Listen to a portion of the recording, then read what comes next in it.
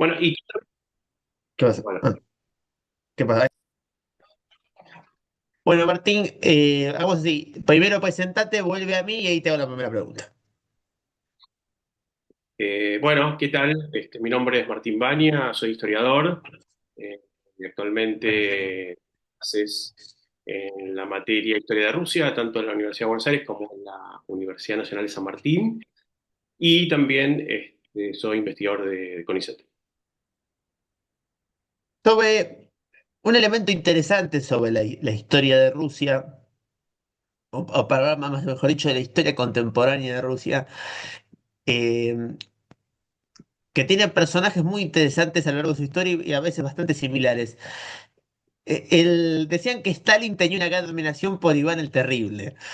Eh, ¿Cuánto hay mito y cuánto hay de leyenda sobre ese personaje, sobre Iván el Terrible?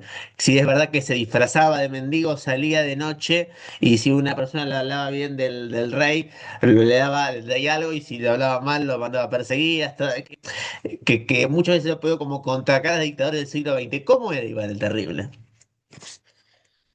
Bueno, eso tiene que ver con cómo se fue configurando el poder, un poder, digamos, más o menos centralizado dentro de ese espacio que hoy conocemos como Rusia, o por lo menos en la parte que gira en torno de los territorios de Moscú en ese momento, ¿no? El territorio ruso se fue construyendo a lo largo de los siglos en distintos avances, tanto hacia el sur como hacia el este, y en el caso de Iván el Terrible, lo que tenemos ahí es una reconfiguración del poder en función de lo que estaba sucediendo también en Europa, ¿no? Estamos hablando de también una reconfiguración del poder en Europa en función de la expansión ultramarina que ya empezaba a transformar la estructura social y económica del continente y posteriormente de todo el mundo. Y ahí había una necesidad de responder a una demanda que provenía de Europa, ¿no? Que era sobre todo la de materias primas. Y en ese sentido, Rusia va a quedar integrada a este nuevo sistema mundial, pero va a quedar integrada como una suerte de periferia, ¿no? Que va a abastecer, por ejemplo, a Inglaterra de madera para construir su flota. Gran parte de la madera que utilizó Inglaterra para construir esa flota que después se va a navegar por todo el mundo provino de Rusia. Y ahí Iván el Terrible va a instituir esta institución del zarismo, ¿no? Que obligaba o que va a reconducir a la economía y a la población, sobre todo, para poner al servicio de esta integración como periferia dentro de este nuevo sistema mundial. Entonces, el zarismo va o la figura de Iván, ¿no? Como esta primera expresión del zar. De hecho, él escoge esta titulación, es el primer zar, ¿no? Que eso demuestra también, digamos, la adopción de ese título demuestra también esa vinculación con, eh, con Europa, ¿no? Digamos, zar es un apócope de César, ¿no? Y mostrando ahí que hay una conexión con la herencia clásica europea.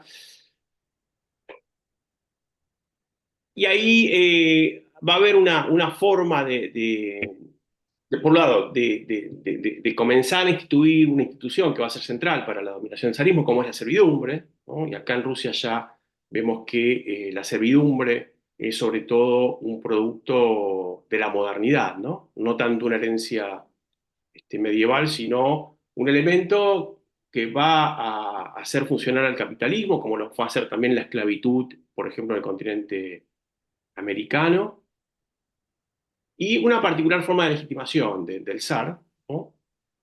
Que no va a encontrar intermediación entre, como sí podía haber, por ejemplo, en algunas monarquías europeas, entre Dios y su figura, ¿no? Digamos, entre Dios y el zar no había nadie, había una conexión directa, al punto tal de que el zar era considerado una suerte de representante de Dios en la tierra.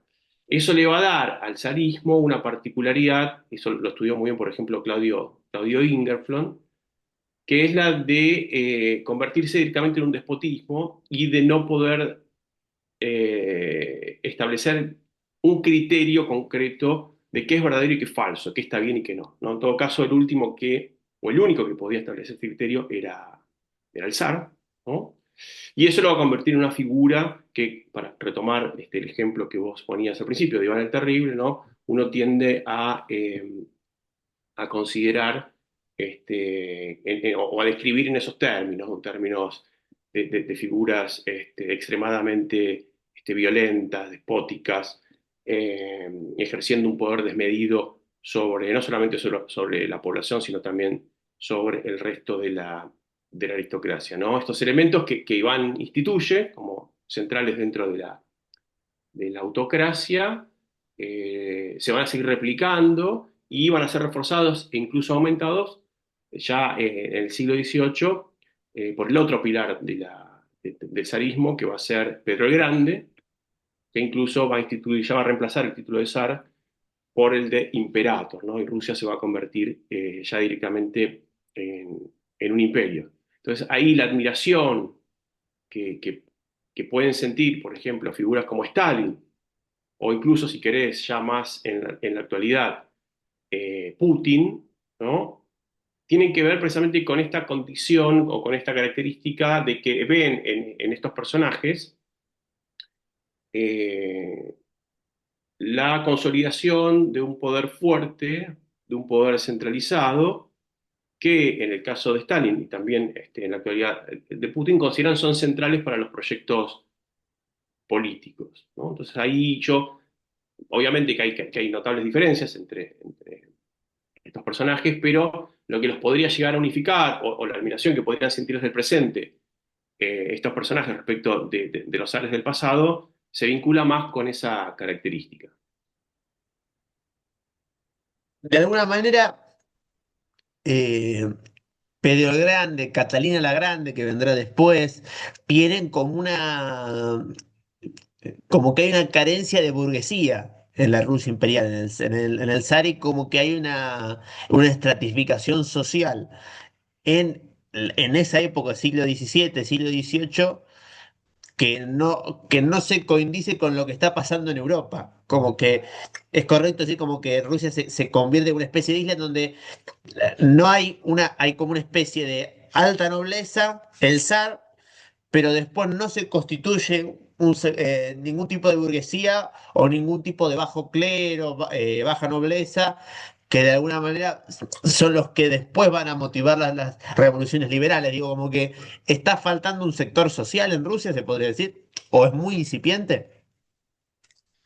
Bueno, hay un tema con esa caracterización que en general, digo, no solamente para el caso ruso, para cualquier experiencia histórica, que muchas veces dificulta una comprensión global, ¿no? de ese tipo de experiencias, que son las explicaciones por la negativa o por las ausencias, ¿no? Eh, y en el caso particular de Rusia, eso se manifestó sobre todo en cierta historiografía, eh, sobre todo la historiografía liberal, que tendió a explicar o a contar la historia de Rusia en función de lo que tenía o no tenía respecto de Europa, ¿no? Entonces, eso generó una imagen bastante negativa y bastante falsa, por cierto, de Rusia, ¿no? En tanto y en cuanto, por ejemplo, eh, este tipo de narraciones veían que como Rusia no había pasado por el humanismo y el renacimiento, entonces había caído en la barbarie, como no había tenido una revolución francesa, había caído en el despotismo, como no había atravesado una revolución industrial, carecía de burguesía, etcétera, etcétera, ¿no? Y, y ese tipo de explicaciones, en verdad, lo que no hace, o lo que no permite es ver qué sí había pasado en Rusia, o qué sí tenía Rusia, o en todo caso, cómo entender a Rusia dentro de un contexto más amplio, al cual Rusia sí estaba integrada, ¿no? Esta idea de que Rusia, como posteriormente también la Unión Soviética, era una isla desconectada del mundo, es en gran parte falsa, ¿no? Porque en ningún momento, tanto el Imperio Ruso como la Unión Soviética perdieron contacto con el resto del mundo, al contrario, muchas veces fue ese contacto intenso con el resto del mundo lo que terminó generando crisis dentro de esos territorios, ¿no? Por ejemplo, en la década del 70 del siglo XX, el descubrimiento y la explotación a mayor escala de pozos petrolíferos en la Unión Soviética la hizo reconectar con el resto del mundo desde un lugar periférico que de alguna manera iba a terminar condicionando su proyecto político. Y en el caso del Imperio Ruso del zarismo, ahí lo que vemos, y como te decía en la pregunta anterior, es que en la medida que hay transformaciones y cambios en el resto de Europa, Rusia intenta responder a esas transformaciones y a esos cambios, ¿no? Lo que no siempre va a encontrar es la misma condición de oportunidad que, por ejemplo, tenían los navegantes españoles o portugueses, ¿no? Ahí, digamos, Rusia sí tenía una excelente y una muy aceitada red de comunicación fluvial, que queda desarticulada una vez que comienzan a dominarse o a expandirse a través de los océanos el resto de los países europeos, ¿no? Entonces ahí Rusia no es que se aísle, sino que va a buscar integrarse, pero claro, lo va a hacer desde una posición más bien periférica, va a quedar en una posición periférica, y eso la va a llevar a desarrollar otro tipo de estrategias, ¿no? Con otro tipo de recursos que no son los que tienen los países europeos, ¿no? Por eso un sistema político como el zarismo, ¿no? Que necesita de más fuerza o de un proyecto mucho más anclado en la violencia para llevar a cabo esos proyectos, o la servidumbre, ¿no? Que es necesaria para poder extraer un excedente que permita realizar esas exportaciones. De modo que yo no lo vería tanto en términos de ausencias, que le faltó tal o cual cosa, sino cómo desde un territorio periférico se ensayaron estrategias para llevar adelante diferentes proyectos de dominación a la par de los cambios que estaban ocurriendo en el resto de Europa.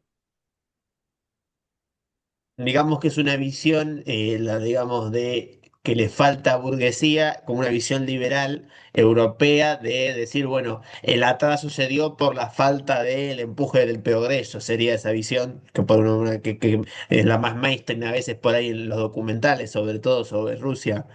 Claro, y como en todo caso Rusia perdió constantemente oportunidades de estar a la altura del resto de los países europeos, ¿no? Ese tipo de análisis me parece que no tiene en cuenta justamente las dinámicas o no ve al capitalismo como un sistema global, ¿no? Digamos, es un modo de producción, pero es un sistema global también, donde hay una división jerárquica de los territorios, y en esa división Rusia queda en un lugar más bien periférico o semiperiférico, ¿no? Dicen algunos investigadores, y eso supone el desarrollo de otro tipo de estrategias, otro tipo de proyectos, hay otro tipo de recursos también para llevar adelante esas estrategias que no siempre coinciden con lo que está sucediendo en el centro, ¿no? Y por eso los pensadores revolucionarios, ¿no? Eh, no solamente Lenin, sino también incluso más atrás, los fundadores del populismo como Alexander Gersen o Nikolai Chernyshevsky, ellos están pensando el socialismo en un país periférico, ¿no? Y ahí es donde van a empezar a ver ciertas especificidades o cómo pensar una revolución en un territorio donde, bueno, carecía de ese desarrollo que había visto, por ejemplo, Marx en la propia Europa. Milcíades Peña, en El Paraíso Terrateniente, compara la situación de Rusia con la pampa húmeda y compara al cosaco con el gaucho, y diciendo como que la, como que la situación del interior ruso es similar a la del interior, que está condenada al fracaso porque no tiene un proyecto capitalista. ¿Hasta qué punto, digamos, todo ese mosaico gigante que Rusia de cosacos, talmucos, Azerbaiyán, las estepas siberianas, digamos, hasta qué punto eso es cierto, digamos, que todos esos sectores vivían en un feudalismo o Rusia era en realidad mucho más avanzada de lo que cierta historiografía la pintó después y que en realidad es por un interés político, que es por un interés político, están pintando ese interior ruso como feudal. Yo creo que por un punto efectivamente, en un punto efectivamente se parece más de lo que uno cree, pero esa conexión está dada precisamente por esa ubicación dentro del capitalismo como regiones periféricas o regiones semiperiféricas, ¿no? Pero de ninguna manera diría que la Rusia del siglo XIX era una sociedad feudal, ¿no? Eh, más bien lo contrario, una sociedad que estaba integrada al capitalismo, que sí tenía elementos eh, que la convertían en una sociedad verticalista y de denominación eh, que hacía del uso de la violencia un aspecto cotidiano, pero eso no significa, digamos, por ejemplo, esta organización estamental que había en Rusia y que hubo hasta 1917, eso no significa, o no la convertía automáticamente en una sociedad feudal. Por el contrario, la convertía en un engranaje fundamental de la acumulación capitalista a nivel global, digamos, con una transferencia de recursos de la periferia o de la semiperiferia al centro, como lo hicieron, por ejemplo, en las sociedades americanas a través de la esclavitud, ¿no? Y eso justamente fue lo que favoreció, lo que permitió esa gran acumulación de riquezas en el centro, ¿no? Entonces, ahí, nuevamente, volvemos a las respuestas anteriores. Quizás quien está encargándose de esas tareas es el Estado, ¿no? Digamos, uno de los principales profundizadores del capitalismo en Rusia va a ser el zarismo, y lo va a hacer en función de, por un lado, reforzar su propio proyecto político, ¿no? Eh, y por otro, de no perder ese vínculo con el resto del mundo desde esa posición en la cual se ubicó Rusia, como te mencionaba anteriormente, ¿no? Por eso, cuando se dice que Pedro el Grande fue el gran modernizador de Rusia, bueno, habría que ver hasta dónde fue un modernizador y hasta dónde sus reformas no apuntaron en un sentido contrario, ¿no? En el sentido de reforzar aquellos aspectos más bien arcaicos del poder que servían para apuntalar el proyecto político del zarismo. Hay documentales, sobre todo hay uno que se llama Rojo, que cuenta la historia de Stalin en 3 capítulos, que en algún momento lo daban, que lo hizo un francés, Deville, que es todo con imágenes de la época. ¿Lo ubicás, el documental que digo, me refiero? No, no, la verdad que no lo vi. Después te lo paso, que su nombre se llama Rojo, que es de los 90 y todo imágenes de la época, es como Apocalipsis la Segunda Guerra Mundial, de ese estilo. Ok. Y al principio de todo, el documental dice una frase que me gustaría comentarte a ver qué opinas. Dice que lo nombra Stolypin y dice, si se hubiesen hecho la reforma de Stolypin y Stolypin hubiese estado vivo, no hubiese habido revolución rusa. El documental es de un anticomunismo Mm. fervoroso, militante, y como que pone, digamos que la muerte de Stolypin es la muerte de la democracia liberal. En ese siglo XIX ruso, ¿podría haber habido una democracia liberal occidental? O ya, digamos, esa teleología hacia la Revolución Rusa es correcta o no? ¿Puede haber habido democracia liberal en Rusia? Bueno, vos bien sabés que lo que hubiera sido, lo que hubiese podido, ¿no? En historia es imposible, digamos, que son todas cuestiones más bien contrafácticas, ¿no? Y que es imposible saber qué cosa hubiese podido pasar de no haber acontecido tal o cual acontecimiento, ¿no? Pero para no escapar a tu pregunta, primero hay que ver si la democracia liberal es un destino inevitable de todas las sociedades, ¿no? Eso por un lado. Y la respuesta es no, digamos, no es la única forma posible. Y de hecho, la historia demuestra que el capitalismo más bien ha preferido otro tipo de sistemas políticos a la democracia, ¿no? Que les eran mucho más funcionales a su proyecto de explotación de recursos. En segundo lugar, en Rusia sí hubo intentos de establecer otro tipo de organización alternativa al zarismo, que por lo menos le pusieron un matiz a esa dominación despótica del zarismo, ¿no? Y acá nos podemos remontar a lo que fue la revuelta o el levantamiento decembrista en 1825, ¿no? Donde un poco los oficiales del ejército ruso, valentonados por los aires de la Revolución Francesa, intentaron aplicar una serie de reformas bueno, que fueron violentamente reprimidos por el zarismo y después ya en el siglo XX con la primera revolución rusa, la de 1905, donde ahí sí el zar se vio obligado a otorgar una serie de reformas, como por ejemplo la apertura de una duma, es decir, de un parlamento, ¿no? Y de habilitar una serie de libertades civiles y políticas. El tema a veces con esos relatos, bueno, y después llegamos a 1917, donde ya incluso se piensa en la posibilidad de un sistema político que exceda lo que se conoce como democracia burguesa y se organice bajo otros principios y otros órganos surgidos del poder popular, como por ejemplo van a ser los soviets.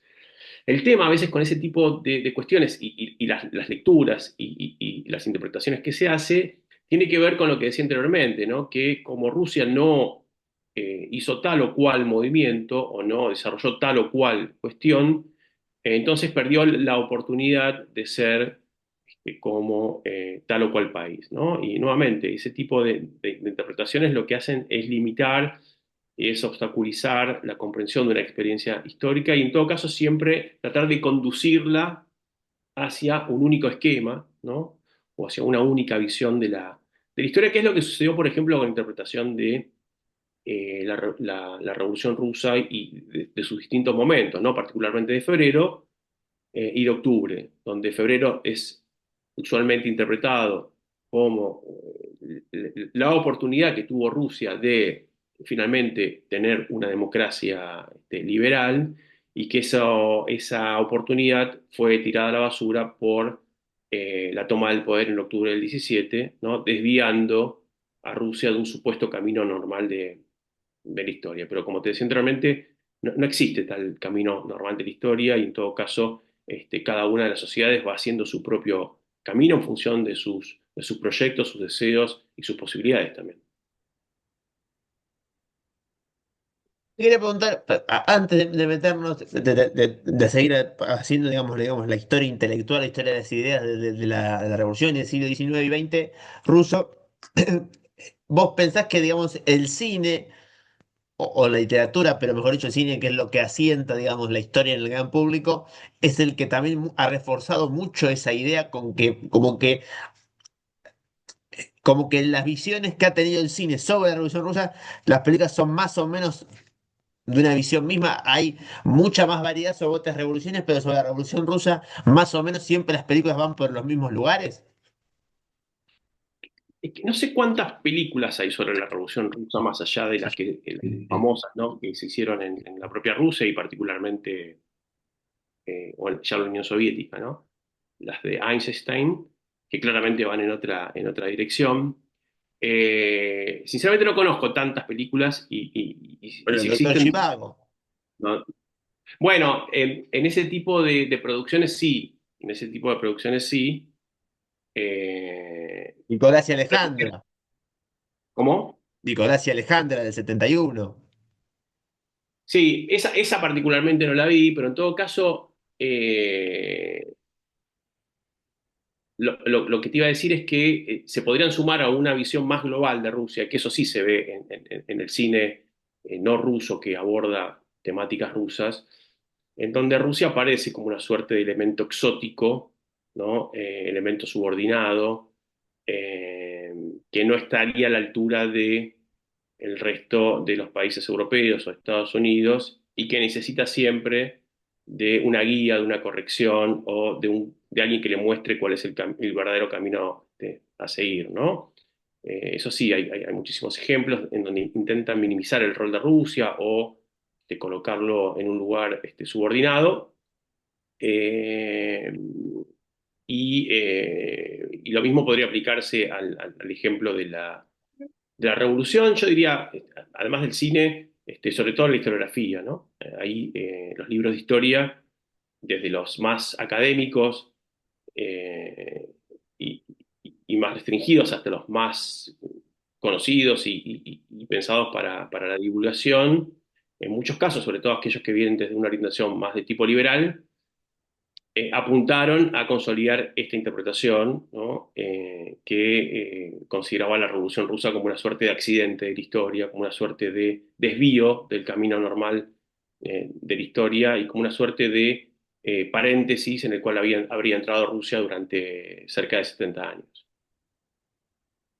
Es una visión que no entiende la enorme génesis del movimiento bolchevique ruso, porque en realidad, a ver, hay más continuidades que las que se suele pensar entre el régimen zarista desde el punto de vista de historia social y en la Unión Soviética, ¿no?